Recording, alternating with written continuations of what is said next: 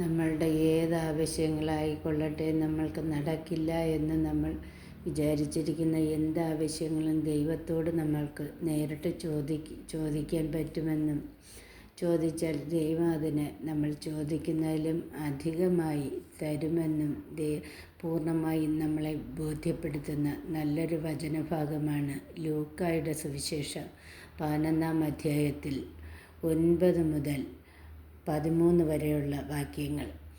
പ്രാർത്ഥനയുടെ ശക്തി എന്ന ഹെഡിങ്ങോട് കൂടിയ വചനഭാഗമാണ്.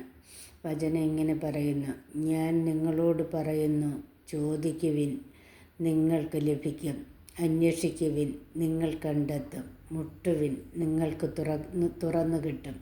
എന്തെന്നാൽ ചോദിക്കുന്ന ഏവനും ലഭിക്കുന്നു, അന്വേഷിക്കുന്നവൻ കണ്ടെത്തുന്നു, മുട്ടുന്നവന് തുറന്നു കിട്ടുകയും ചെയ്യുന്നു. നിങ്ങളിൽ ഏതൊരു പിതാവാണ് മകൻ മീന് ചോദിച്ചാൽ പകരം പാമ്പിനെ കൊടുക്കുക? മുട്ട ചോദിച്ചാൽ പകരം തേളിനെ കൊടുക്കുക?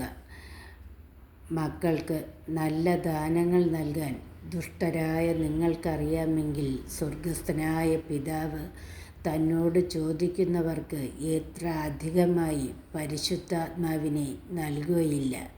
ആമേൻ.